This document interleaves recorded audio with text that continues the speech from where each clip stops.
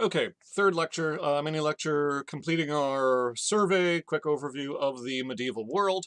Um, and here I want to focus really on China and Eastern Asia and what's going on there. Now, obviously, one thing you may notice, I'm doing just three of these. We talked about medieval Europe in class. You've had Islam, you've had India, now China. There's a lot going on in the rest of the world. There is the Americas, obviously, which are not really in contact with the rest of the world until Columbus sails in 1492, so I'm just going to leave them aside for the moment. Not that they're not fascinating, they are, but just to not overwhelm this with way too much material.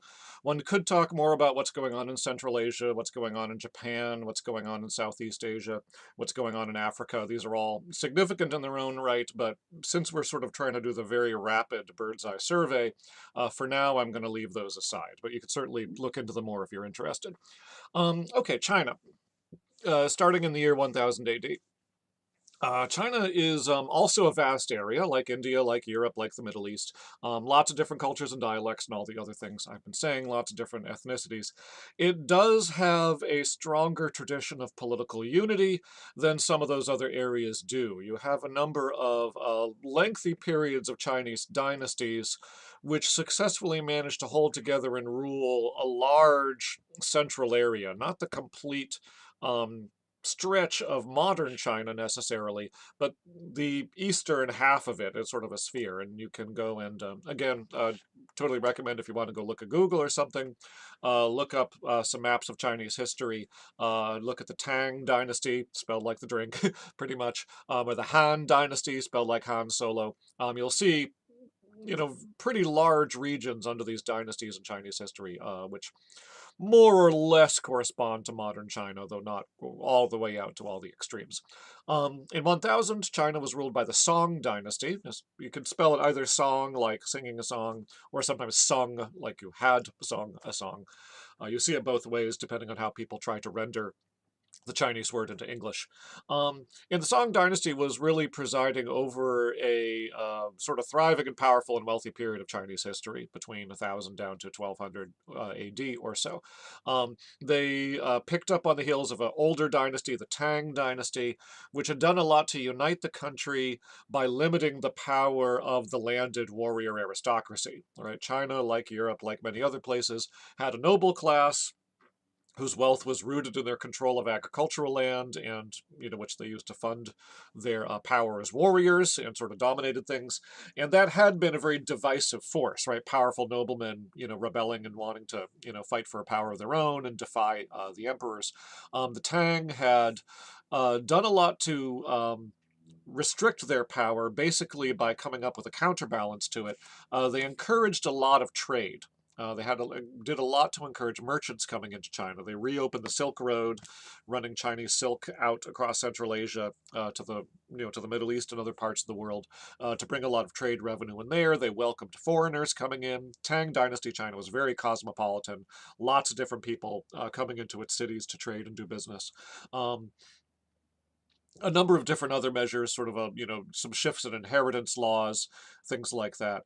And they also built up a bureaucracy and a government administration of Confucian scholars. I'll talk about Confucianism in a minute.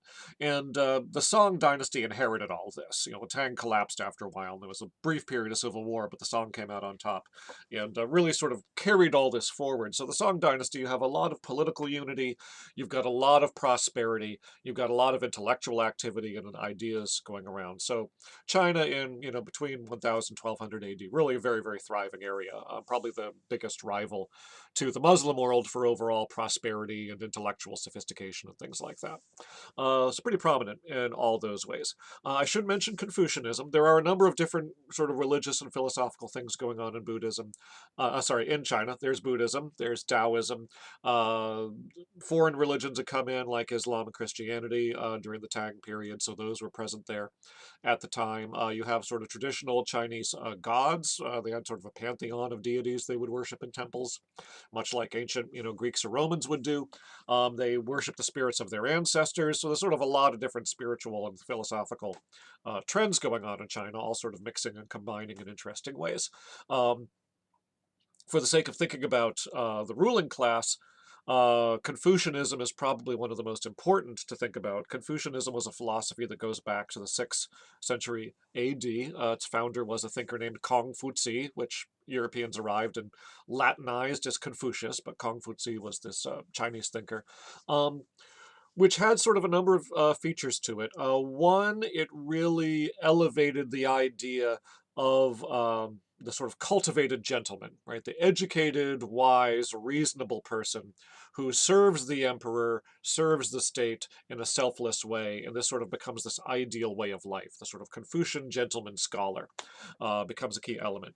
It's meritocratic, by which it means people would rise or fall according to their own abilities rather than just because of birth, right? So the Confucians were a great group where, you've got on the one hand your hereditary nobility that the Chinese emperors need, for military power, but are also kind of, don't want them to become too powerful. Well, with Confucianism, it sort of justifies promoting people who may be lower in birth, coming from more middle class kinds of backgrounds, and promoting them to high positions of power by virtue of their education and their character. Right.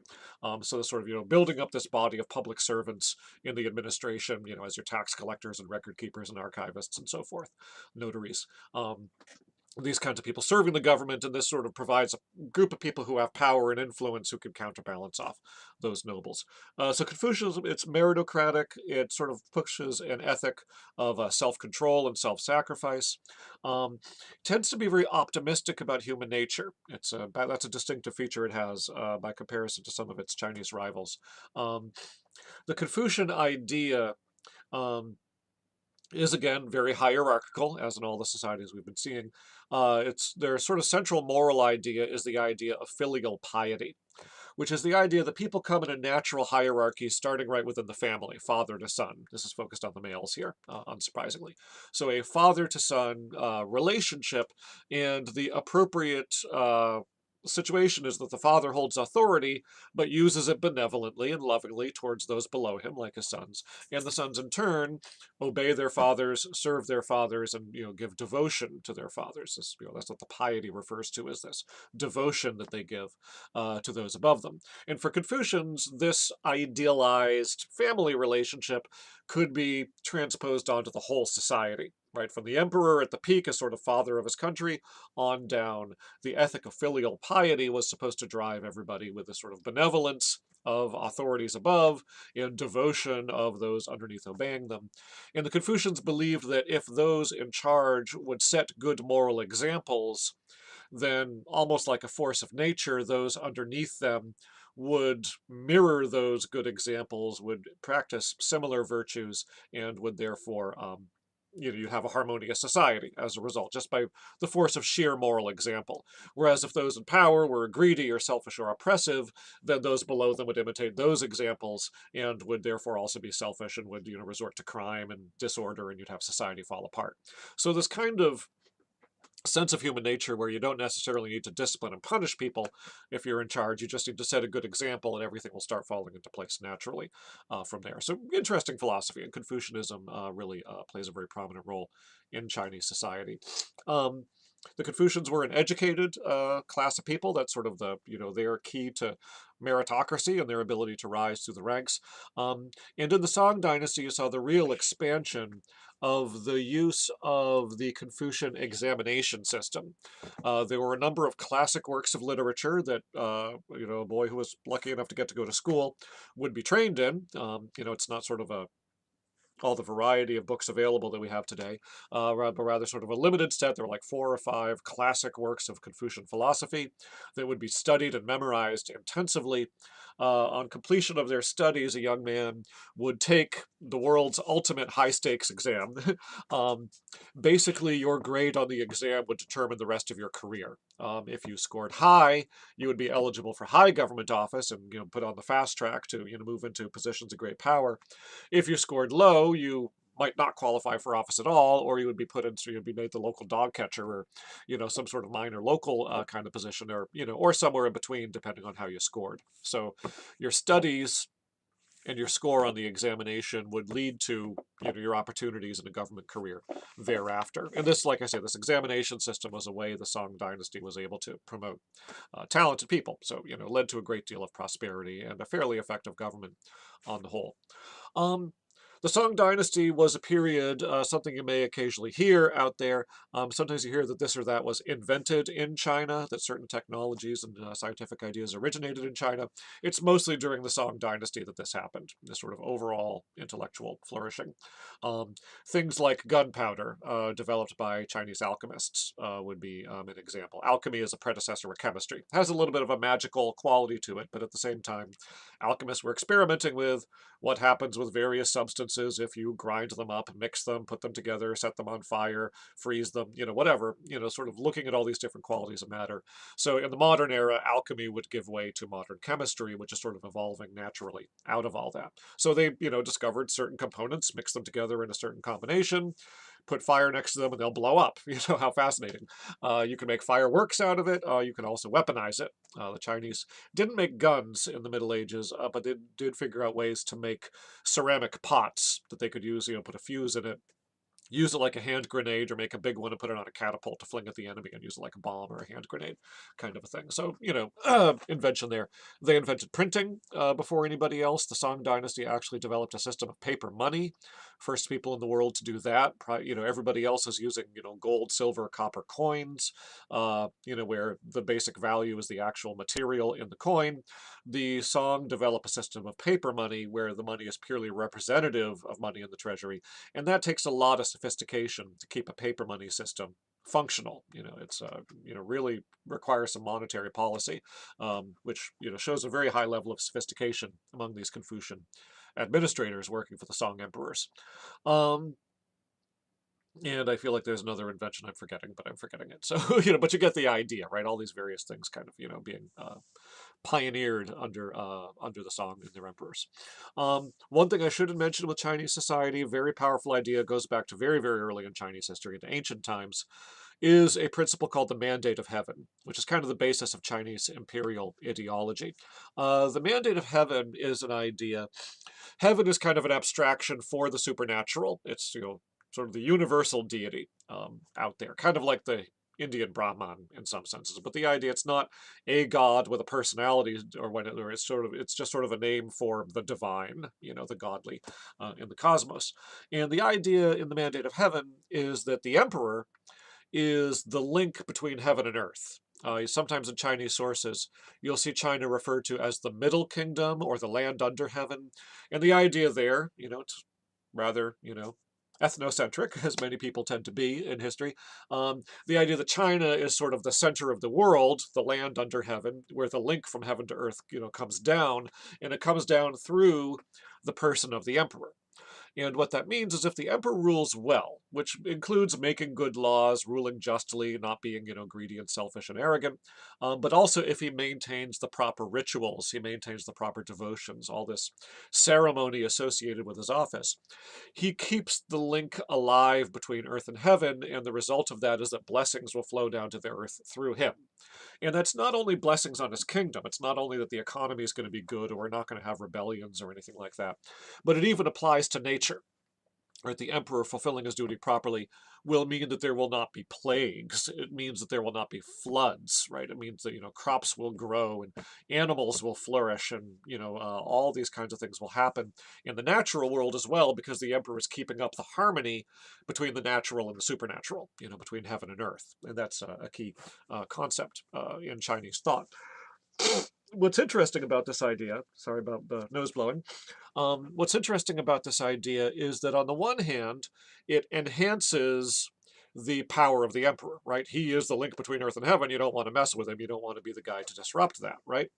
But on the other hand, it could also become a way to criticize the emperor and justify overthrowing an emperor, right? Because if things go badly, if there is plague and natural disaster, or if there's rebellion and foreign armies come in and conquer, then when you start looking around for who is responsible for these problems, well, the emperor is the one who is responsible for making all things good in the world. If things are going bad, it must be that he's doing something wrong. And so you see this periodically through Chinese history, rebellions and revolutions that overthrow imperial dynasties, where they're able to draw legitimacy for their rebellion from the claim that the emperor has failed to keep the mandate of heaven. He has, disrupted the link between earth and heaven. We're not experiencing the blessings flowing the way we should be, and therefore we need to replace him with an emperor who will do so properly. Right. So that's sort of a recurring theme from time to time in Chinese history. Okay, when we get into the central part of the Middle Ages in the 1200s, you get a major disruption in Chinese history, and that's the arrival of the Mongols. The Mongols were a nomadic people from north of China. They had been, from back and forth in relationship with China. This is a running theme. The northern plains of Asia, sort of produce these, nomadic peoples who sometimes trade with civilized people, sometimes go to war with them. And the Mongols are an example of that. They're probably the biggest example of that ever. Most nomad confederations, they might go on the warpath, attack a civilization, raid and plunder and loot and cause a lot of damage, and then they tend to kind of break up and fade away, and there's a tendency to do that. The Mongols, however, are different. They learn from people they're conquering in a better, or more complete kind of a way. And so as they, in the early 1200s, you start seeing Mongol armies attacking China, but they don't just raid and plunder and go home. They do that at first, but then they start getting the idea that they'll get even more wealth if instead of just looting, they actually learn how to govern and tax things, if they start taking over the government and taxation system.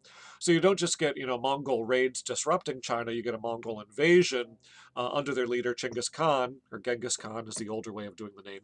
Chinggis Khan starts to, invade and conquer and systematically incorporate China, so he starts being not just a barbarian chieftain plundering, but actually a conqueror of China who's going to establish himself as the ruler of China. He dies in the 1220s. I think it's 1226 or 1227, something like that. Having conquered the northern half of China, the Song dynasty is reduced to ruling the southern half of China owing to his conquests. Chinggis Khan's descendants will go on to conquer the rest of China by the 1250s, 1260s. He also sends his armies westwards across Asia. They get into Central Asia, where places like Kazakhstan and Uzbekistan are now, conquer those. They attempt an invasion of Japan that fails. They invade the Middle East. I mentioned beforehand that you get a Mongol invasion there. Mentioned it very briefly. I don't know if you caught it. In 1258, they burn Baghdad and kill the Caliph. Major, impact on the Middle East. Finally get stopped by the Mamluks before they can invade Egypt. They attack Europe in the 1240s. You get Mongol armies taking over Russia and demanding a tribute from the peoples living in Russia. And they attack Poland and Hungary for a while before they turn back and head home. The old Khan, Mongol ruler is a Khan, like Genghis Khan. The old Khan dies, and the people leading the army go back to help, play a role in deciding who the successor is going to be. And, kind of no European army was ever able to defeat the Mongols, but the Mongols, sort of went home anyway of their own free will. They were a long way from home, and that kind of saves Europe from further Mongol invasion.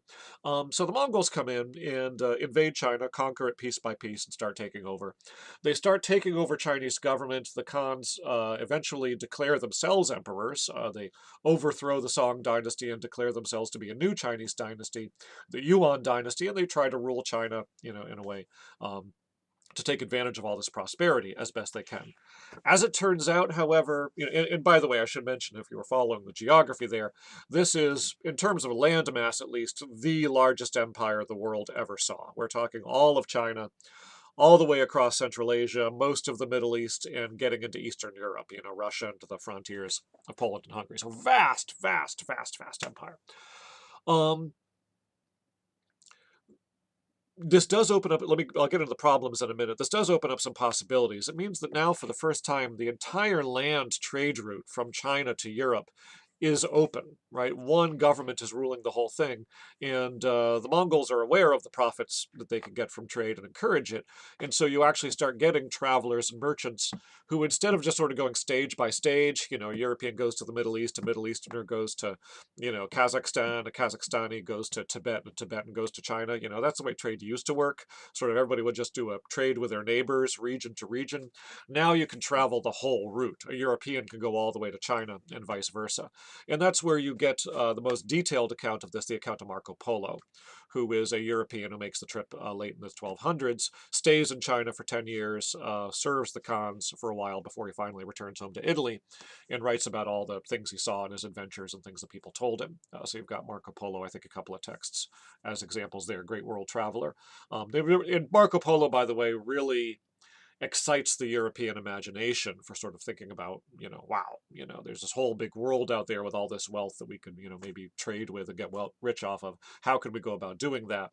That line of thought starts with Marco Polo and is going to get you to Columbus, right? Which is really important set of ideas.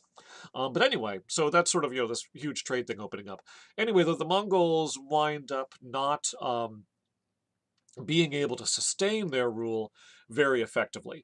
They're taking over China, but they themselves personally don't have really deep-rooted traditions of education and sort of the culture that you need to maintain this kind of orderly civil bureaucratic government that the Song dynasty had relied on and was able to use to promote the prosperity of China.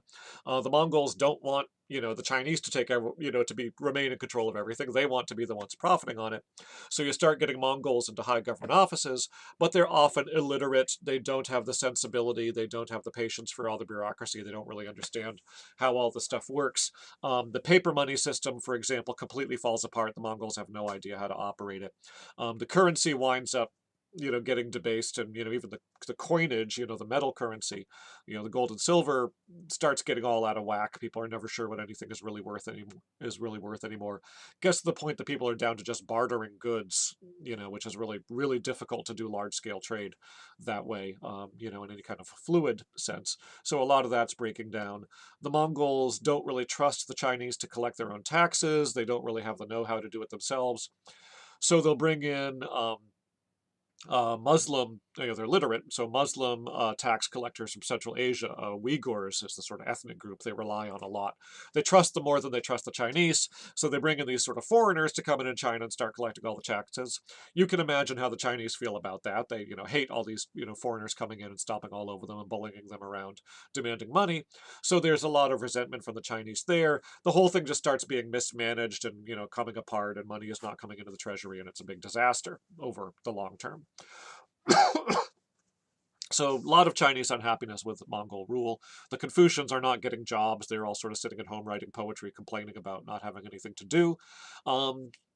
So there's just, not a lot of unhappiness. There is a lot of unhappiness going on in China. This leads to mass peasant revolts, starting in the south and then spreading northward. A group called the Red Turbans kind of bring together all this resentment and lead it into a massive peasant revolt against Mongol rule, which finally succeeds in 1368, where the Red Turbans drive the Mongols out. The Mongols basically return to Mongolia and, go back to their old nomadic way of life, and China establishes a new dynasty in 1368, the Ming dynasty. A Ming vase, things like that. You hear about Ming dynasty material, which is going to rule from 1368 down to the 1600s in the modern era, and we'll talk about how it falls apart. So you get a new Chinese dynasty. The Ming dynasty also, however, pretty soon starts having problems of its own. The problem basically probably stems from the fact that its leaders really are sort of risen out of the peasant class and don't necessarily have that much better of an idea how to run a government than the Mongols had had. And they're not all that interested in inviting the Confucians back in. There's a bit of a class, resentment thing going on. So the Confucians under the Ming, they come back a little bit, but not as much as, they had been under the Song dynasty. It won't be until later on that they start playing a really prominent role again. And the Ming dynasty starts introducing reforms that are intended to be helping your average Chinese peasant, but in some cases wind up backfiring. Things like an idea that, okay, we'll let each village collect its own taxes, right? We hate these foreign tax collectors that have been coming bullying everybody around, so let's let the villagers collect their own taxes and deliver it to the treasury. Well, if you're close to Beijing, that's fine, but if you're far away, transporting the taxes is going to be a major burden. You need security, you need to hire guards, you might, have an accident along the way, you might get attacked by bandits, all this kind of a thing. So the Ming dynasty is relying on the peasants to bring in their own taxes, but sure enough, people start having excuses, the money isn't coming in, the treasury is falling short, and the emperor, rather than reforming the laws to fix it, starts looking for scapegoats, starts saying, who's to blame for all this? Who is betraying me? Who's the traitor? And you wind up with the Ming Dynasty really having this kind of atmosphere of paranoia. Just sort of a lot of backbiting and intrigue, and everybody accusing everybody else, and there's sort of these purges happening where people are getting executed by the hundreds, sometimes by the thousands, and just a really sort of an environment that makes it very difficult to run an effective country. The other thing about the Ming Dynasty, again, they sort of built their power on driving the foreigners out. Um, and that kind of becomes Ming policy. They're not very friendly to trade. You stop getting all these foreign visitors to China like Marco Polo had been. The trade routes closed down. Only a couple of the port cities are still allowed to, funnel trade through. So the trade slows down. That's going to slow down the economy, sort of slow down intellectual life as you're getting a lot less stimulation from outside ideas. A lot of that tends to go on. This is the period when the Great Wall of China gets built up to its present appearance. There had to been a line of frontier fortifications along there for centuries. The Mongols had crossed it without much difficulty. The Ming Dynasty decides to really make a point and spends an enormous amount of money, puts an enormous amount of labor to work, building this gigantic, gigantic, gigantic wall. Not so much that it can really keep, invaders out if the invaders are going to make there's no way you can station an army the entire length of the Great Wall, so an invader could get through it and does if they, want to put a serious effort into it. But it's more to make a point, foreigners not welcome, stay out. It's like a great big gigantic, stay outside when they build this Great Wall. And really waste an enormous amount of money on this thing that doesn't have that much of a practical purpose. So, sort of this overall xenophobic, China for the Chinese, unwelcome, attitude towards foreigners and merchants means you wind up with a Ming Dynasty in China that's really kind of stagnating. Not a lot of wealth, not a lot of new ideas. The rest of the world is exploring and developing new ideas and things like that. And the Chinese really are not where they had been back under the Song Dynasty, say, and that's going to affect the role of things when you move forward into the modern era. Okay, so that's quick, slightly less than half hour still, good overview of what's going on in China over the course of the Middle Ages. Any questions you have, put them in the forums for this or for any of the other videos I'm posting this week, and we can talk about them in class next Wednesday. Thank you. Bye.